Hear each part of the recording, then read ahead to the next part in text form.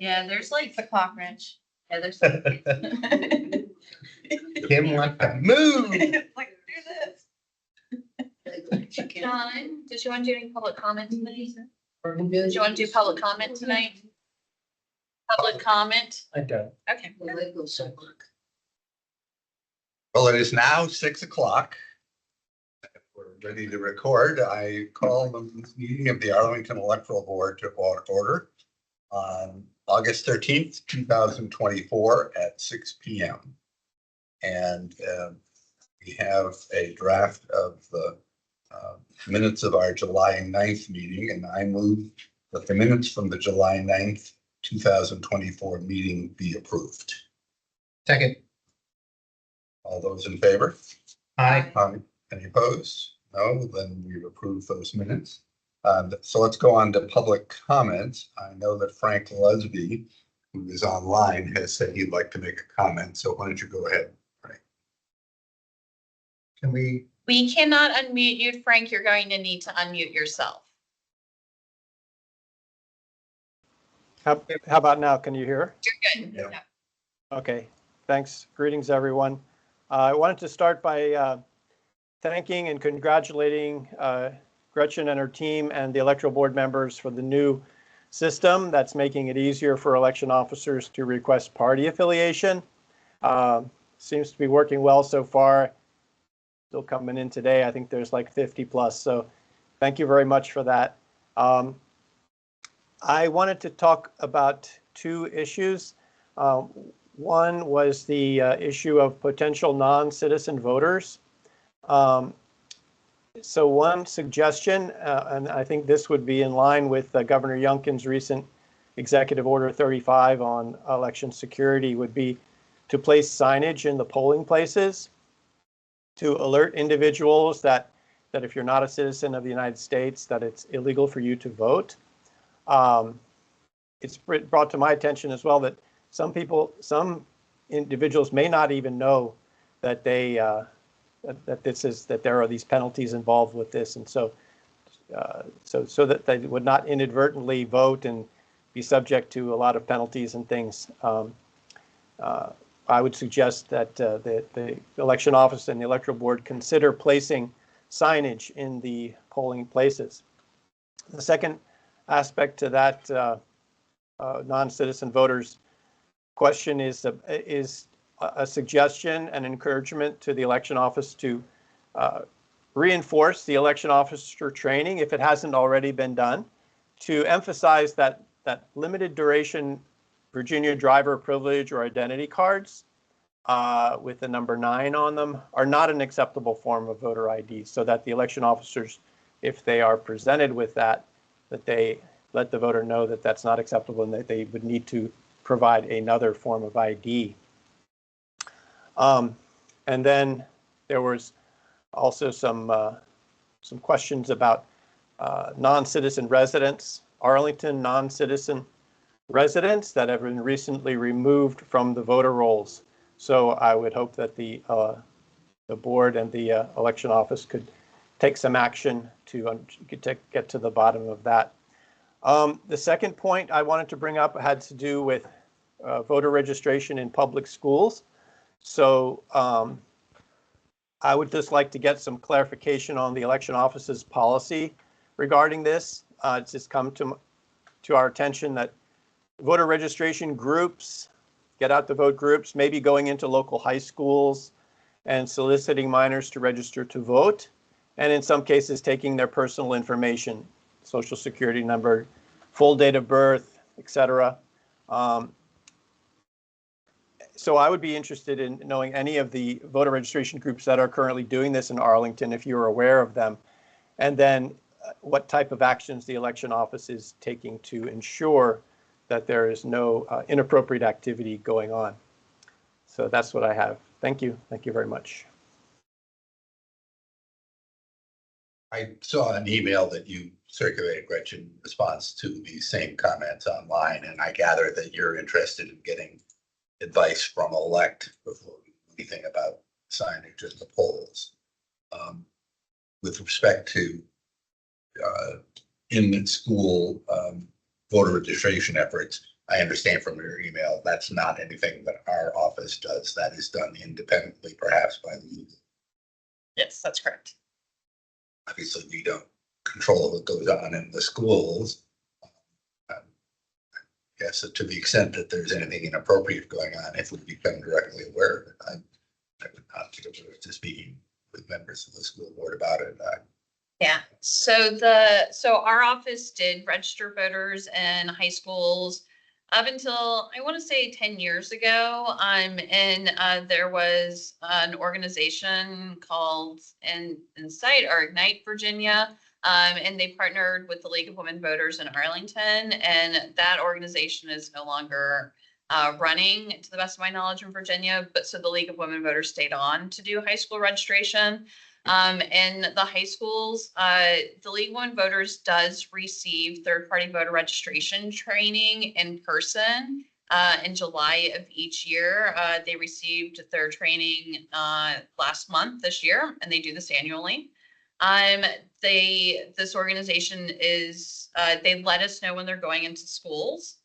So they do give us the dates going into the schools. And just as a reminder, Virginia does allow individuals age 16 and 17 to pre-register to vote. So and if you will be 18 on November 5th this year, then you can register in advance of your 18th birthday. So yeah, I would say they are collecting voter registration applications from 16, 17, and 18-year-olds, which is allowable under Virginia law. And like I said, or if you are interested in volunteering with them, you certainly can sign up to be a member of the league and sign up to volunteer with them in these endeavors. Like I said, they've always been very transparent, and when they go, and very prompt with returning their applications to us, that we've never had any reason to suspect that they might be working maliciously. Can I just add one thing? I believe Elect has a list of all, or is it on our website? I think it's Elect's website. It has a list of all the people who have They did very regularly. regularly? Yeah. Okay, I thought you said irregularly. No, very regular. Yeah. That lists all the people who have Completed their third-party Completing their training. voter registration drive training. and are therefore approved to do registration drives. And if they're associated with organization. Yes. one association. I have found it.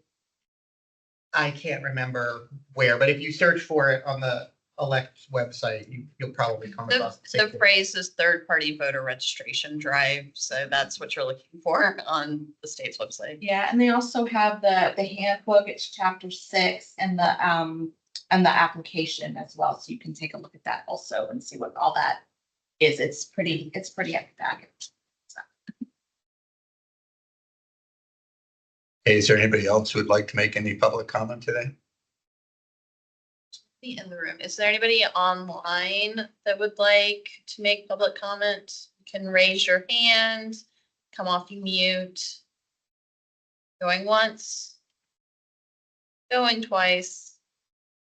Okay. All right, the next item on the agenda is ADA certification. I guess we need to do on an annual basis, and why don't you tell us what's going on? Okay, this is our ADA certification checklist for this year. So this is, so in a public meeting, the electoral board needs to affirm that the ADA checklist has been completed on every polling location that will be used this fall, and we have to submit the certification by August 31st or September 1st. So what we did this summer is we went to every single polling location again to look for any construction or reconfiguration to make sure that the polling locations remained compliant. We are using the Department of Justice's ADA checklist, but we are including the curbside voting section that Virginia has, the DOJ does not. With that said, we can do an assessment on a polling location when it is not being used for voting. There are certain parts of ADA compliance that do rely on our election officers to do on election day to make sure that polling location, it remains ADA compliant and stays ADA compliant. And that's things like making sure they put out the cone designating a space for curbside voting. And so we will continue to do checklist on election day to make sure that when the polling locations are being set up, they are ADA compliant. So with that said, there were no significant issues. We do still have ongoing construction at George Mason University, which is presenting parking challenges, but there's no requirement in the Department of Justice checklist to provide parking at a polling place. So, no. It's causing issues with the garage. No, because the voters park on the street and the street is completely blocked with construction right now. The garage is open. Yeah, yeah, So- But they gotta go like around it. yeah, It's hard to, yeah. as somebody who has worked at that precinct. So, no, the George Mason is a very helpful polling place. They really make an extra effort to open up the space for voters on election day. So with that said, here is the checklist for your review. Do we need to caveat this with the usual things that we can only do on election day once everyone's set up? Just- Yeah, Just FYI, like the checklist includes things like, is the ballot marking machine on a table that a yeah, wheelchair can get behind? We don't know that until the morning of. The rovers do go around with the rest of the checklist. yeah. And make sure And that, is the path free from obstructions? Because there are certain things you can do when you're setting up a polling location that would make it not ADA compliant, such as having an extension cord running through the middle of the room without being properly secured. That is a tripping hazard. But that's once again, one of the things we have our rovers trained to do. We talked about it during election officer training, but there's so much to do when you're getting a polling location set up first thing in the morning. That we have staff that go around on election day just to reconfirm that everything is the way that it should be. So, but with that said, if you ever are a voter in Arlington and you are noticing something that is not compliant, we want to address that immediately. So we highly recommend you come to us rather than filing a complaint with the state or something, because that will be addressed immediately by us. And we'd rather get that polling location compliant as soon as possible, so that it's not impacting other voters. I mean, I'd certainly suggest if you're in a precinct and you think something is not compliant, talk to the chief. Yeah, Usually it's not, they just didn't realize they were. it's easy to not, You too. yeah, you might not know what's happening outside of the polling location. Especially weather can blow down signs, like. Right, which is also a quicker way. Yeah. The chief is going to address it much quicker than if you call us Yeah. and we call them and figure out what's going on. Yeah, Send somebody. Yeah, but too often with these ADA issues is there are organizations that will compile a report and then they present their data to the report 2 months after the election. And we can't fix a compliance issue 2 months after an election. We can fix a compliance issue if we know about it immediately. So is the motion then to approve the confirmation? Well, let me read what it is that we are voting on. Thank you. We are agreeing by a majority vote, hopefully, that the following three things are true, because I have carefully studied every page of what you gave me. Number one, all polling places in the locality stated above have been assessed for accessibility using an Americans with Disabilities Act checklist provided by the Virginia Department of Elections or by the U.S. Department of Justice. Number two, the ADA checklist for each polling place has been filed and will be maintained within the records of the local electoral board in accordance with the Virginia Freedom of Information Act. And number three, pursuant to the Virginia Code, all polling places in the locality stated above are currently compliant with the requirements of the ADA, the Voting Accessibility for the Elderly and Handicapped Act, and with the Virginia with Disabilities Act. So I move that we approve such a motion based on the understanding that Gretchen gave us in describing what is in this. Is there a second for that motion? Second, All in favor, say aye. aye. Okay, so it is passed, and so I think that you are supposed to sign. Secretary. Madam Secretary has earned her money. Uh, I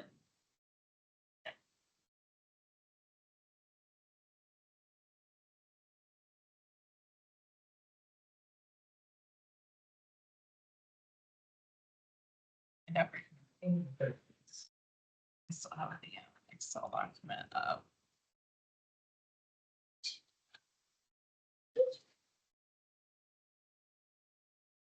All right, the next item on the agenda is election officer appointments, and we have each been provided a list of about 25 potential people, 37 people to be added to our list of election officers. I scanned it, and I must say I don't recognize any of the names, but I'm going to assume that we've looked at them and they qualify under our requirements. And based on that, I move that the list of election officers provided be appointed for a term commencing immediately and terminating on February 28th, 2025.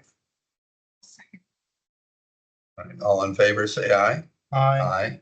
Any opposed? No. Okay, so it's unanimous. I'll just make one note for Alyssa. The fourth name on this list, I think either he or we confused his first and last name. they- He may have misentered it. Yes. Just make sure that he's not Mr. David, he's Mr. Howard Briggs. I confirmed all of their registrations based on their registration numbers, so the names. Yes, okay. But, okay. All right. So the next item on the agenda is a discussion of the June primary. Gretchen provided a very summary of how the primary went at our last meeting, and I confess that I didn't have a chance in advance of the meeting to go through it. So I now have done so, and so I asked that we discuss several items. There are a couple of different things I wanted to bring up about the primary, and so we can, as I mentioned, each one, if other people want to comment immediately on that item, they can, or we can, I can go through all of my thoughts and we can get comments after that. The first item that struck me was about the permanent absentee ballot list. People can sign up on a form provided by the electoral board to get a absentee ballot. And then one of the very first questions on the form is, you want to vote by mail for all future elections, in which case they say yes to that, they get on to the permanent list. I was struck by the fact that as I guess it's been about 5 years that we have had a permanent absentee list. We're in our third year. Third year. Yep. That the list keeps getting bigger because people are on it and not many people get off it. So that about 90% of all of the people who voted, all of the 90% of the people who received absentee ballots in the June primary were getting it because they were on the permanent list and not because they had written in advance of the primary election. It also struck me that the majority of the people who were mailed the ballots didn't return them. That, I mean, not surprisingly, turnout in a primary election is a lot smaller than it is in a general election. I suspect that probably the great majority of ballots that get distributed this fall will get returned. But it strikes me that having a large number of ballots that get sent out, but then are never used for anything is not a good situation to have. That we have a lot of people who don't care enough about the ballot they get to submit it. There's absolutely no evidence that any of those ballots were fraudulently submitted by somebody other than the person who originally got it. But I just find it a little bit troubling, and I'm just trying to think of how to correct that. I certainly think we ought to be continuing with our efforts to give people an option of getting off of the list if they want to. In looking at the form that we have here, it does seem to be kind of a push form in the sense that the path of least resistance when you are applying for an absentee ballot is to get onto the permanent list. And I'm wondering, is this form one that is required for us to use by the state? I mean, I would certainly want to make a recommendation to elect them that maybe they change the form. I mean, we're getting in a situation, I suspect, where every year the number of people on this permanent list is going to increase, and by far the norm eventually is going to be that people are voting absentee. And I will, sorry, I don't want to interrupt, but I will note that a majority of the applications that we received are actually submitted online, not using the paper form, but the question appears the same online on the portal. okay, So just one tiny distinction, but yeah, it is the same question. And it's the state form? It's so the portal that they're using is the citizen portal, that you look up your voter registration information online. So when you're registering to vote, it'll ask you if you want to vote by mail, and then it'll ask you this, do you want to vote in all elections or just one election? So this would be something that we need to, in the year of elect. If we needed the form to change, we're not, this is not an Arlington form. This is definitely not an Arlington form, Okay. and the registrar community has provided ample feedback on design and usability of the form. The look on, for those that are Over not, the last, for those that several cannot see years. the look on Gretchen's face, it says to me that the registrar community is not thrilled with said form, has told elect as much, and they have done nothing about it. it's, I don't want to interrupt Rich, so please. okay, well, I mean, that's all I had to say on that. If we can not discuss, but I have a question about permanent absentee stuff. Does elect have, or the code, I don't think the code does, have rules about our ability to say, if we were to so desire, send something to voters who are on the permanent absentee list saying, hey, you're on the permanent absentee list, reminder.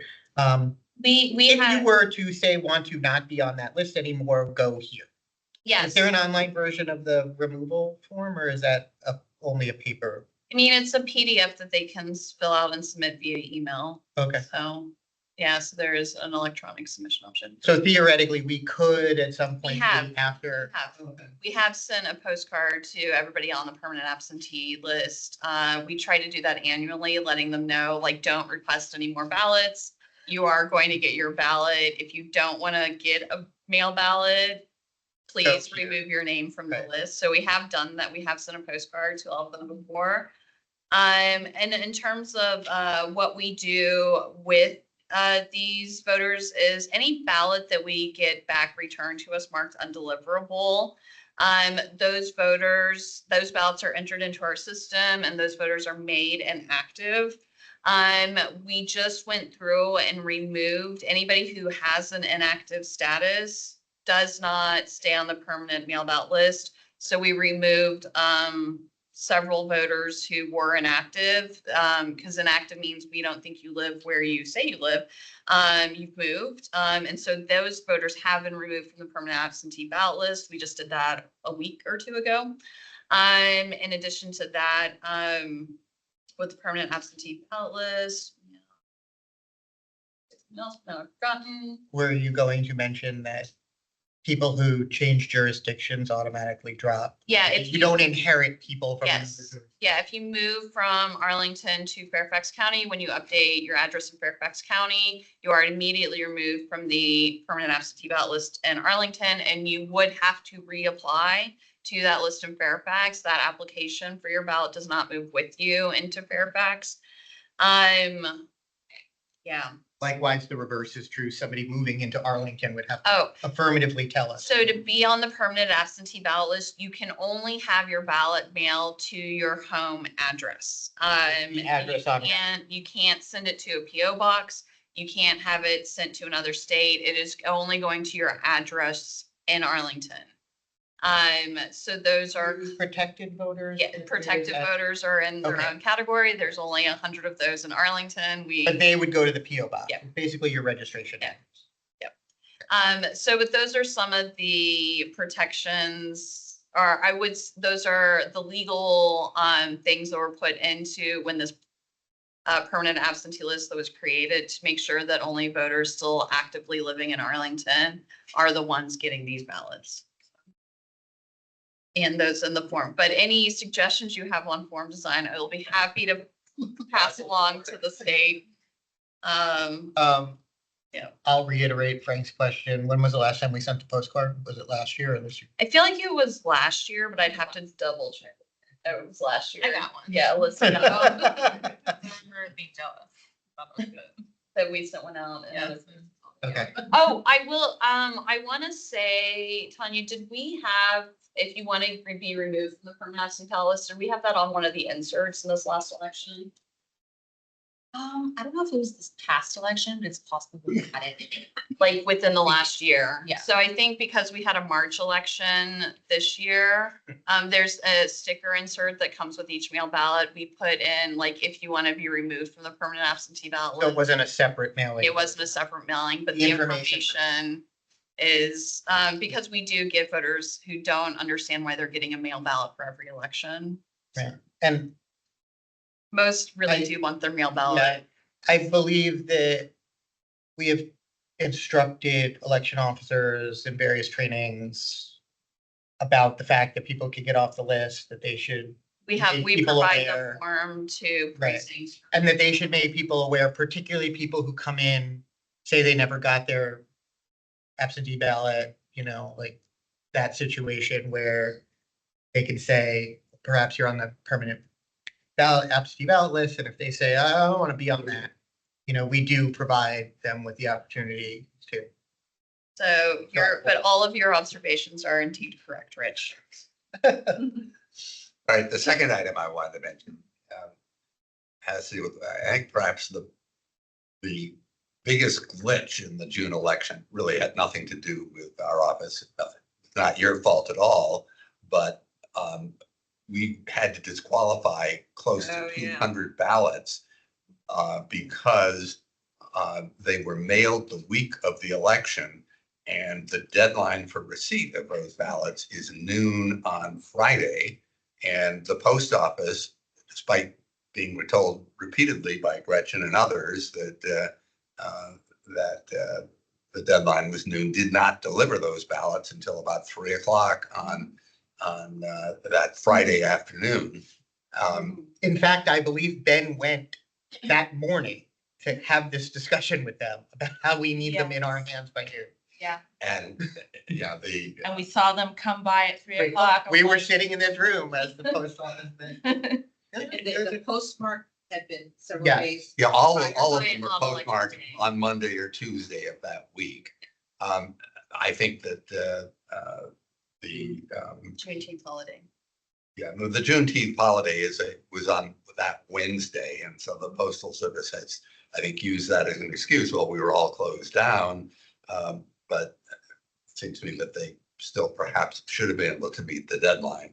Luckily, the result of none of the elections was within 200 votes, so there was certainly no concern about, but that could have been a problem if I It had lost an absolutely- election by 50 votes and we had those 200. So I guess my only concern is, well, what can we do to minimize this in the future beyond calling the Postal Service even more than we have? One thing that occurred to me is that perhaps we ought to let people on the county board know about this situation so that maybe they have more sway on getting something done. Secondly, perhaps we ought to contact the state, because next year Juneteenth will be on Thursday, and the year after that it will be on Friday. And I suspect that we'll potentially have the same problem and maybe, I think the date in June of primaries is established by elect statewide, is it? It was moved from the second Tuesday to the third Tuesday about 5 years ago. And is that by statute It's or? by statute. It's by Or statute. perhaps we ought to recommend that the statute be amended. That so that is, the Juneteenth holiday does not fall that. that is, BRAV, Voter Registration Association of Virginia Legislative Priority. I feel like it's Aviva as well. Yeah. Now that the June, because it is We running. moved the primary before Juneteenth was a holiday, so like, we didn't intentionally do this. Was one. Have you provided this information to members of Congress? Yep. Yeah, they're the ones that. They're Over very to the- aware that. Yes, Can we, I'm, once again, I have notified anybody who will listen. So, particularly since every precinct is now also a drop-off Drop location. This is me kind of hot taking it, so we might need to look at this. But providing some sort of communication, I'm not saying a mailing, but maybe social media type thing to suggest to people who are still holding on to their ballots on Monday or Tuesday of the election, maybe you should, find your precinct, drop it off there, go to a drop box, drop it off, right? Yeah. Go to the closest place with a vote here sign on Tuesday and drop it there to make sure that we will have it, in time and be able to count your vote. If you're in that last weekend / Monday, Tuesday. I don't know I know that Ben said they were all postmarked honored before Election Day. I don't know if he was looking at exact dates or what the earliest postmark was that got here late, but I'm guessing probably if you got it in the mail by Friday, we didn't have this problem. These are people who mailed it Saturday, Sunday, Monday, Tuesday kind of thing and Yeah. didn't make it, but Yeah. so those people are to kind of push them towards the things where they can drop it off and we have control of that and can pick it up and not have to rely on the post office. So, yeah. So just to provide more information on behind the scenes. So, election mail. So the post office does review our envelopes, to make sure that they can process them as accurate and efficiently as possible. So the design of our mail ballot envelopes is submitted annually to the post office for review. So we're making sure all of the tracking codes that are in there that make it so their machines can read them and get them to us as quickly as possible, are in full compliance and being checked. But we do know, our mail ballot issues in Arlington were not nearly as bad as they were down in the Richmond area. There were some well-known, to the point where both senators in Virginia held a forum on postal delays in the Richmond area. So Meaning our US senators? Yeah, our Okay. US senators. I just wanted to make sure it wasn't like the Richmond. No. Senators Warner and Kane I'm pretty sure they held a forum in Richmond.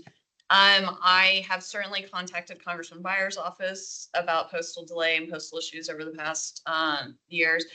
We also, anytime we have an election mail issue at all, we are reporting it to an organization that keeps track of election mail issues and providing the artwork and the design so that they can work on improving their internal processes. And I do even have contacts at the very top of the post office and the federal branch as opposed to just our local branches. So I would say Arlington is about as well known as we can be in reporting the problems that we are seeing. It is unfortunate. Every election we do have late arriving ballots. These late arriving ballots are usually from our military and overseas voters, because it can take up to 3 or 4 weeks for their ballots to get to us from wherever they're stationed overseas. So it is, like I said, it's unfortunate that we did have our entire Friday delivery just didn't make it to us in time. I do believe we've also, I don't remember, maybe we were talking about this during that Friday about federal efforts to make sure that the folks overseas in like the embassies and consulates or military bases make it much clearer to people It's in no, their space that, yeah. hey, this is gonna take 3 weeks. Please, you really need to get this to. No, it's, yeah, no, it's, I mean, once again, every place is a little different. But, I do know that embassies do put out that like the last date you can use the pouch to have your ballot arrive in the US on time. They will advertise that date to their embassies overseas. So they are trying to make US citizens aware that you have to have it into them, or they can't guarantee it's gonna make it back in a pouch system. But like, I mean, there is always that risk when putting it in the mail, that it might not make it back to us in time. The worst I have ever seen was a 5-year delay on something that we mailed. And the individual got it 5 years after we had mailed it in pristine condition. The one other solution to this is a legislative one.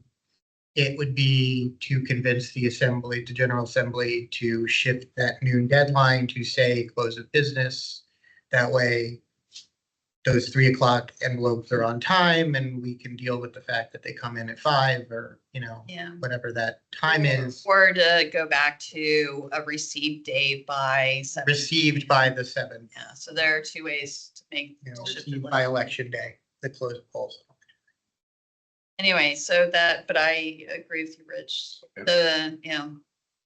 Right, the final item I want to discuss was, Frank brought up Frank Lusby in his comment brought up the subject of ineligible voters, and I think we've done a very good job of policing that. We once again, I guess, had 2 people who tried to vote a second time this election, and we determined that they had really were voting twice and disqualified the vote. Although, as has been true in past elections, they were quite elderly, and we were convinced that they really had forgotten they had voted the first time, and so we certainly did not recommend that they be referred to the Commonwealth's attorney for a possible criminal prosecution. The other issue that Frank mentioned was voting by non-citizens, and I gather that elect, the state board, one of their jobs is when they become aware that somebody is a non-citizen who is on the rolls, they forward those names to us and get those taken off. And so I gather on a regular basis, such names are discovered on the rolls and they're taken off, and that's good. But one of the things that I think ought to be done as a follow-up to that is to determine who among the people who were improperly on the voting rolls and had been taken off actually voted when they were non-citizens, which I guess it's possible to do since there is a list of everybody who's voted. And so there is a private organization that had access to everybody who had voted and put together a list of everybody who had been removed from the rolls during the last 14 months between, I guess, May of 2023 and the end of June this year. And I guess statewide, there were about 2,000 non-citizens who were removed from the rolls in that way, including 57 in Arlington. There are lots of innocent ways that people who are non-citizen get on the rolls. They may think all they're doing is signing up for a driver's license, and they kind of inadvertently check a box and they get registered to vote too. So that part doesn't bother me, but it obviously does bother me if people who are non-citizens then go ahead and vote. And according to this list that's put together by a private group, I know that Dominic was told about this list that's been put together, and I can't verify for its accuracy, but I made copies of this here, which is a list of I guess of the 57 who were registered in Arlington and taken off the list. 18 people actually voted, and those, or excuse me, 13 actually voted, and of those 13, they voted in a total of 38 elections. So what I would ask Gretchen to do is to go through this list and let us know, is this accurate, first of all? And secondly, to make sure that if it is, that they have all already been removed from voting rolls, which I suspect they have been, because this list came from elect, Yeah. would have gone to you. And then, assuming that it is accurate, that you can let us know at the next meeting, and we can consider then forwarding this information both to the Attorney General and to the local Commonwealth's attorney for them to investigate and potentially bring some sort of criminal charges against these 13 individuals. We'll investigate accordingly All right? and report back at the next meeting. Gretchen, you can correct me if anything I say is incorrect, since it's stuff that information I've gotten basically from you. For those that are not aware of how Veris works, if you register in Arlington and vote here for 10 years and then move to Fairfax, your whole record goes to Fairfax, including those 10 years of votes. It'll look like you voted. It'll look like you're in Fairfax. Part of the investigation hopefully will be able to determine whether these people actually voted in Arlington or if they are inherited records. Because we wouldn't necessarily know, particularly some people who voted over a period of time, if they voted somewhere else, came here, we inherit their record. We then find out they're non-citizens. They never voted in Arlington. Some of these may need to be referred to some other Commonwealth's attorney. I would imagine that they'd have to file charges wherever they actually did vote, not here necessarily. It would be, well, we would refer it to our Commonwealth attorney They and figure it out. And they would, Okay. they would take it from there. One tab here does have precinct information. But that could just be where Yeah, but that's, where they are when they wound up here, not Yeah. necessarily where they were when they voted. Is there a way to determine if they registered to vote at the DMV? yes, we have that information. We would be able to identify when and where they registered. We can even get the name of the DMV where they registered. It just sounds like that's a simple thing. This is, well, like I said, all I can do is now that I have the list is go through and verify it for accuracy.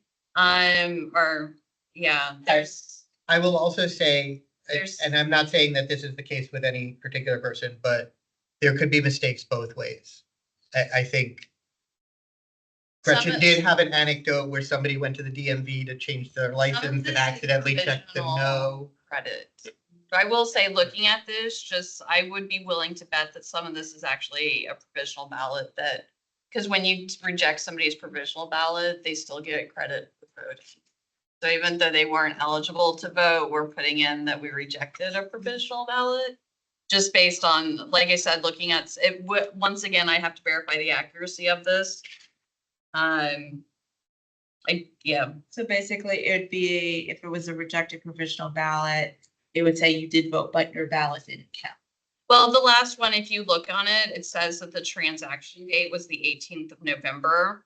Why is anyone getting voting credit a week after? That's not consistent with Arlington's operations. So that either was the only ballots being issued at that point are late arriving mail ballots, which aren't going to count. Provisional ballots. But once again, some of the stuff still would get voter credit. Okay, But That makes would be sense. done later.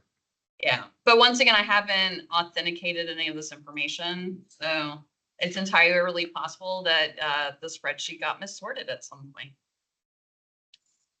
So I say, let's start there, Yeah, because verify the information.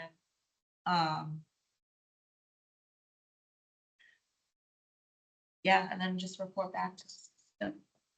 When did we shift from 2-digit to 1 and 2-digit to 3-digit? voter ID numbers, No, precinct numbers. precinct numbers, during redistricting. Okay. The 2022, 21, 22. Yeah. So that's, but once again, on that congressional district sheet, this is the third page. You'll notice that one of those is in the 10th congressional district.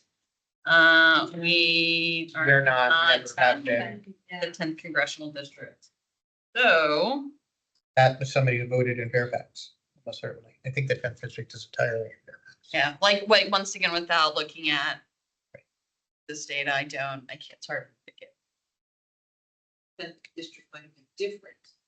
Yeah, but Arlington, it's never, but but it's Arlington- never been in Arlington. I think it was back in the nineties. It was before 1990. Yeah, I mean, it was at some point, but not, But not on the date, not in the dates that we're getting from This is all voting in the last couple of 4 years. years. yeah. So, yeah, like I said, but all we can do is Thank take you. data and report back. All right. Thank you. Any other Bye. discussion about the June primary election that anybody wants to bring up? Okay, Question. okay. So if someone fills out a paper registration form, how can you determine if they're a citizen? They are affirming on that application that they are a US citizen. That is counted. Well, they'll also have to, on a voter registration form, they'd also have to provide a social security number. Correct. Now, we can't necessarily check that social security number, but. No, there's no, yeah, there is no national database of US citizens, or at least not one that I have access to. Because we would need every US citizen entered into a database where we could search them by social security number and it would have their citizenship status. And if such database exists, I do not have access to it. So, I was looking at this on the web. I will say, take that with the grain of salt it deserves. I mean, I was on the Social Security Administration's website, so yeah, I'll give it that. There is a Help America Vote verification process. We are one of 5 states that are not really involved in that. It's like us, New Mexico, North Dakota, because they don't have voter registration at all. Where there's some sort of check they can run. I don't know that they basically just say match, no match kind of thing. Like it's not yeah. the greatest, it's not precise, but I think some sort of some sort of agreement needs to be entered into between the state and the Yeah. Social Security Administration for that. It's not something we can do on our own, but We definitely get death records filed through the Social Security Administration. So when somebody is dead, we will be given that information. So there's some information we are getting from that. When it comes to citizenship, to the best of my knowledge, the only source of non-citizen information is people on voter registration applications from the DMV saying they are not a citizen. At which point we cancel them and they receive a letter saying that you informed us that you are not a citizen. If this is incorrect, please let us know, which will result in them calling us very angry because they've been a citizen and they served their country for many years. How dare we accuse them of not being a citizen? And then we have to explain that they just checked the wrong checkbox and they just need to return the form back to us and they'll get reinstated. So. All right, if there's no further discussion of the June primary, the next item on the agenda is the electoral board meeting policy. So, there was a law change, and this was across all public boards in Virginia that, expands the number of wholly electronic meetings any public body can conduct in a year. But with that said, our electronic meeting policy should be adopted annually. So this is why this is up here is, do you want to re-adopt our electronic meeting policy? Did you want to increase the number of meetings that we're allowed to match with the new code? since the pandemic was declared over, I don't think we've really done any all virtual meetings, so. We haven't, I don't no, think we're- no, but what this allows is for members to participate virtually. Did that number also change or just the all virtual?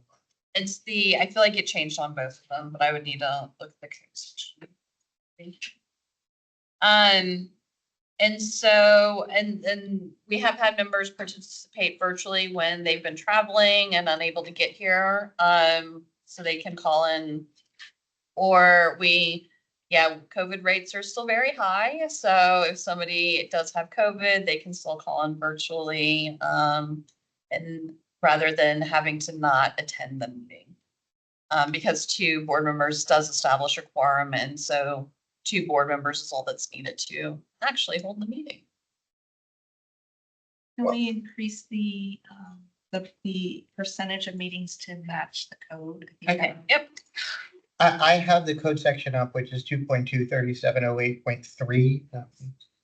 Although 0.2 is what lets us do it. The specifics are in 0.3. It looks like the personal, so the number that's in E. 1.E is still 25%. Okay. Personal matter absences can still not be more than 25%. 2 meetings or 25% of the Right. meetings held rounded up. The change seems to have been to the portion of all virtual meetings, item number 9, the 25% is now 50%. Since we don't necessarily do all virtual meetings, I don't see any reason why we can't just change that to 50. It's not like we're doing virtual meetings 6 times a year anyway, so. Cause those, that 25%, I guess, we meet monthly. Right, We're not actually required correct. to meet at particular times of year, so at least 4. Are you about to ask a question that has no good answer, Ken? Maybe. Maybe. So I guess what I'm thinking is, increase that in section 9, just increase that, change that 25% to 50 to match the code. And I mean, we would still fall within that 25% requirement in 1. Yes, that's So- that number is per person. That's a personal Yeah, number. it's a personal, that each of us can miss. Yeah, so that you number. can't call in virtually to 12 meetings, but you can call in virtually to Now, the 3 meetings. question I thought Kim was gonna ask, which I don't think has a good answer, maybe it does, is since we're not required to meet more than twice a year, we have February and March meeting. If we assume we meet 12 times a year, then 25% is 3. What if we decided, what if I had to miss the January, February, and March meetings, let's say, so now I've missed my 3. And now we decide to cancel the July and August meetings. Well, now 3 over 10 is too many. I've now missed too many meetings. But I don't, the expectation was I haven't missed too many meetings when I actually missed the meetings. I don't think that, I don't think that counts for, that includes cancel. That would be the board deciding as a body to cancel a meeting as opposed to personally missing a meeting. For a non-lawyer, that was a very good. It's a paralegal. To why I'd still be within the meeting policy. I like that argument. I would say it's to avoid like chronically absentee board members. At which point we should, That's a Somebody problem that needs the to- board needs yeah. to handle. somebody needs to go to the circuit court and say, or to the person and say, maybe you need to step aside. Which has happened. There's a reason this is in place. It's because there were chronically absent or people calling in virtually chronically and never appearing in person. Anyway, so. Yeah. So, So I gather we need to readopt the policy. So I move that we readopt the policy with the one change that Kim suggested on item 9. So that the 25 reads 50, is that? what you Yes, suggested? that's what's in the code. That would match code. and who's otherwise to readopt the policy as written back in 2000. There a second? Second, All in favor? I, Aye. Okay, we have readopted it. Now- is that, are we required to readopt it or is that just a suggestion? We are, that is part of Required the to- new code section okay. that has to be adopted every year. So we will add And this hold on, we'll add it to every August board meeting. after the ADA checklist. Yeah.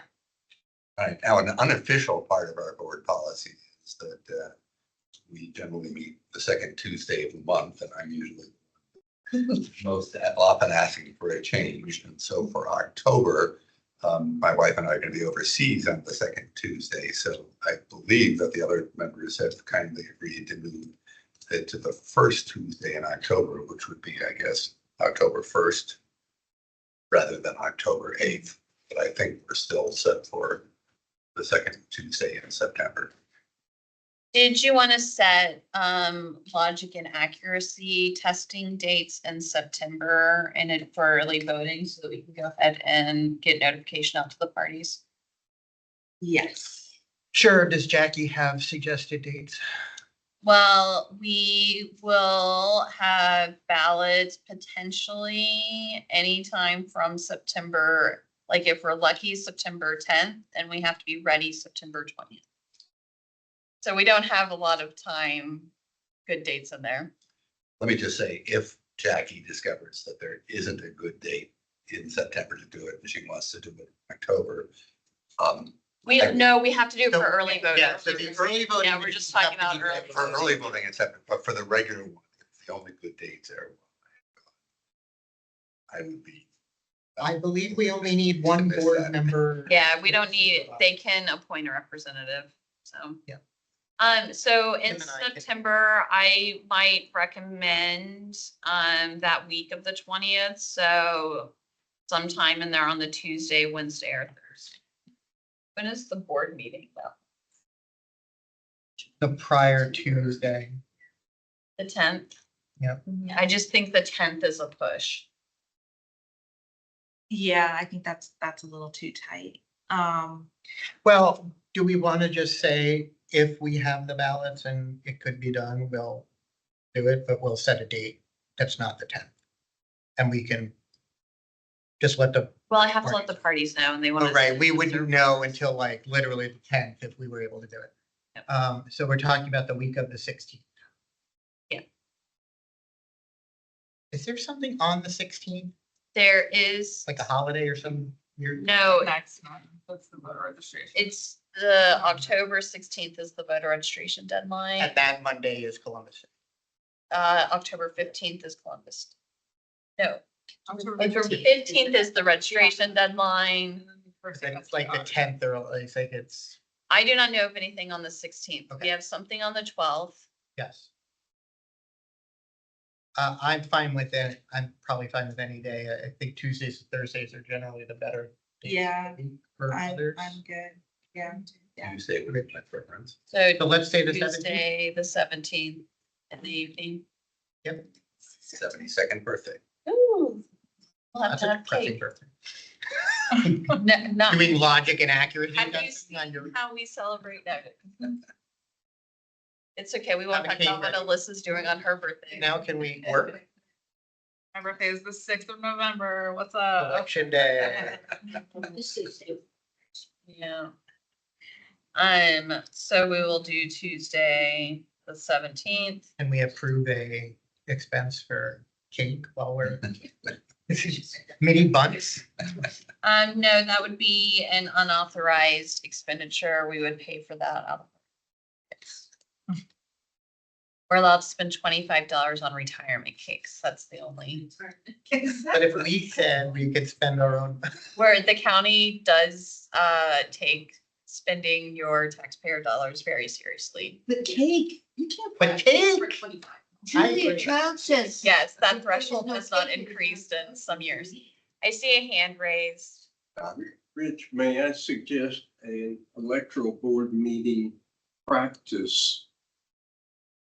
When questions are asked for purposes of the recording and for purposes of people attending virtually, could the questions be answered orally and not just with a hand motion? Oh, Sorry. that's a good observation, Thank you. John. Thank you for the reminder. Sometimes we forget that that's happening. We have a hand raised. Well, the recording doesn't forget either. No. But we are kind of small, so it's really hard to catch that we're Mhm. nodding or Yes. shaking our heads. So that was the only pending scheduling item I had. To make just the general public aware, the major political parties have until September 6th to submit the names of their electors and candidates for president to the Department of Elections. So, the Department of Elections will give us the certified list of names on September 6th. And only then can we start the process of submitting ballots to the state for approval. So the state will have to approve ballot styles.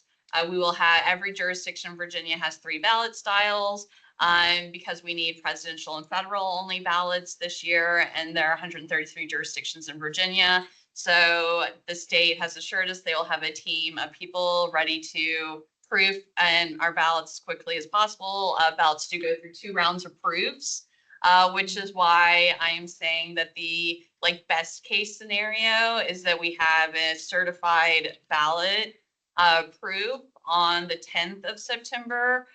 We are working to try to get language specifically around ranked choice voting pre-cleared, so that the only thing the state would have to do is certify the names of the candidates at that point. But it is a long process to get ballots approved, and we have a very tight window to do that. So another question that we are getting a lot right now is, when will ballots be mailed for those people who do want their mail ballots? Well, we don't have a ballot to send you yet. So when we do have a ballot to send you, we have scheduled with our vendor. Ballots must be in the mail by September 21st. So the week of that September 23rd would be when most of those voters on the permanent absentee ballot list should see their mail ballots arrive. So we do have a hand raised on the thing. It was Mary, I believe. Mary, you will need to unmute yourself.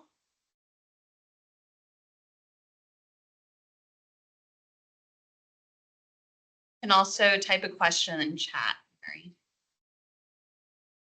The one issue with Teams is we cannot unmute anyone. Hi, I'm sorry, that took me a second. No, it's I had a fine. quick question about that list. I wonder where that list is from. Which list? Was there any discussion about the source of the list that you were talking about, Rich? There wasn't a discussion. There's a group called EPIC, which I don't know what that name stands for, is the one that provided it. And I really know nothing about the organization. I got their material and I forwarded it on to Gretchen for verification. Okay, thank you.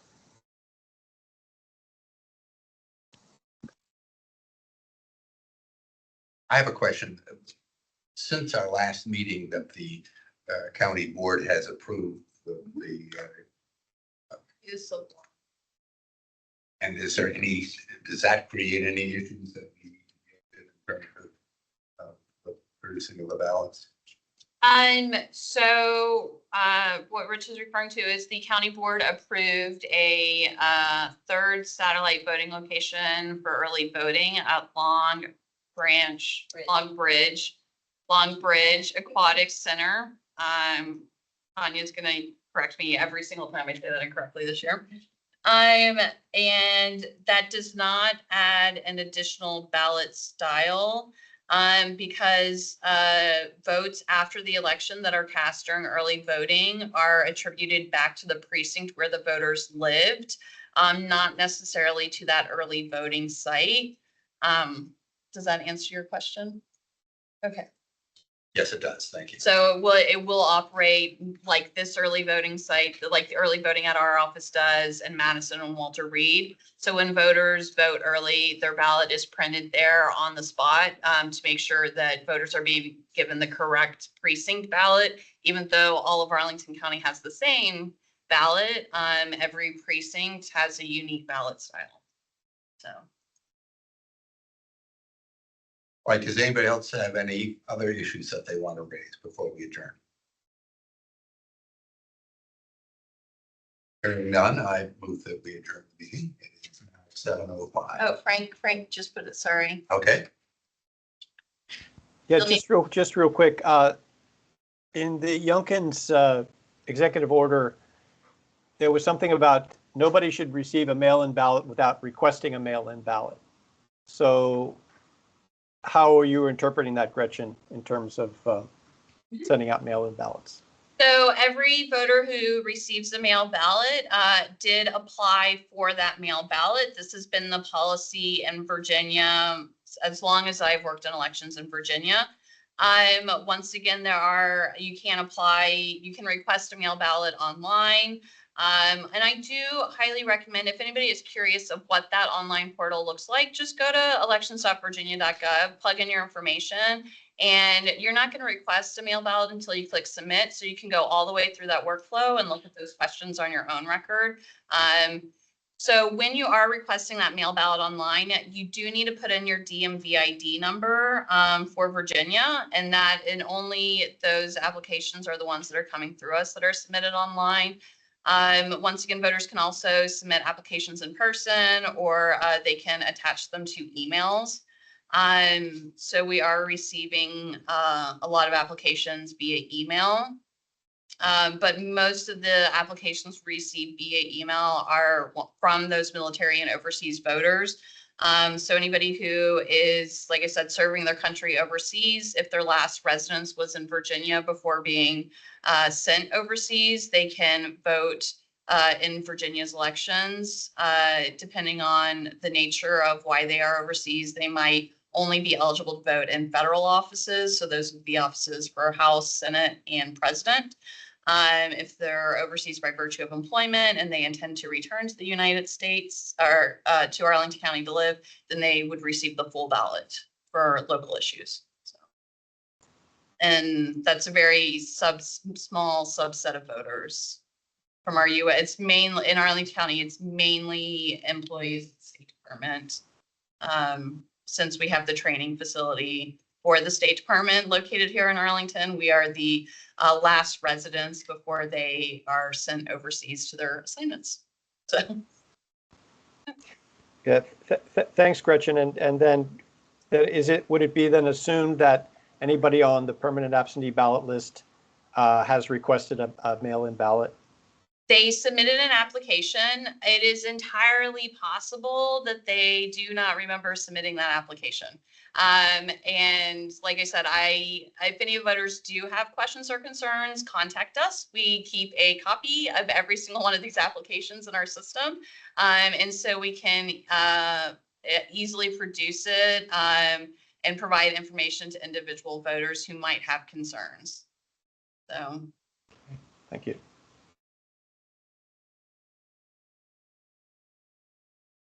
all right, hearing nothing about additional business, seconds. Second. All in favor, say aye. Aye. And we're adjourned at 7:08 p.m. Thank you very much. Gretchen. For what? And I learned something that I didn't know.